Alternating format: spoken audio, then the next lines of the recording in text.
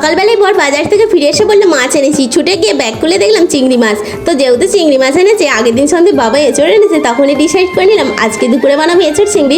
তার জন্য আমি এঁচড়গুলোকে সুন্দর করে ছোটো ছোটো করে কেটে নিলাম, জলে ধুয়ে রাখলাম। তারপরে চলে গেছিলাম রান্নাঘরে, ছোটো ছোটো করে পেঁয়াজ ও টমেটোগুলো ভালো করে কুচি কুচি করে কেটে নিলাম। সমস্ত জোগাড়জাত রেডি, শিলের মধ্যে আদা রসুনটা বেটে নিয়ে তারপরে চলে গেছিলাম রান্নাঘরে কড়াইয়ের মধ্যে গোটা গরম মশলা, গোটা জিরে দিয়ে একটা গুঁড়ো মশলা তৈরি করে নিয়েছিলাম এঁচড় চিংড়ির জন্য। এঁচড় ও আলুকে ভালো করে নুন হলুদ দিয়ে সিদ্ধ করে রেখেছিলাম। কড়াইতে তেল গরম হতেই আলুগুলো ভালো করে সিদ্ধ করে রাখা আলু ভালো করে লাল করে ভেজে নিলাম। কড়াইয়ের মধ্যে ফোড়ন দিয়েছিলাম গোটা গরম মশলা আর তেজপাতা। বন্ধুরা ক্যামেরাটা অন ছিল না তাই দেখাতে পারিনি। পেঁয়াজকে ভালো করে লাল করে ভেজে এঁচড় দিয়ে কষিয়ে নিয়ে ভালো করে এই যে পেস্ট করা একটা মশলা করেছিলাম আদা রসুন লঙ্কা হলুদ গুঁড়ো, তা দিয়ে ভালো করে কষিয়ে নিলাম। কষানোর পর জল ঢেলে দিলাম, তারপর একটু ফুটিয়ে নামিয়ে রাখলাম।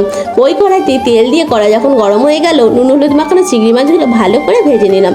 চিংড়িগুলো যখন ভালো করে ভাজা হয়ে গেছে, তার মধ্যে সেই তরকারিটি ঢেলে দিলাম। তরকারি ঢেলে দিয়ে ভালো করে একটু কষিয়ে নামিয়ে নিলাম গরম ভাতে খাওয়ার জন্য এঁচড় চিংড়ি। বন্ধুরা কেমন হয়েছে অবশ্যই আমাকে লাইক কমেন্ট শেয়ার করে জানিও। আর দুপুরে আমি এই যে এঁচড় চিংড়ি খেতে বসেও গিয়েছি।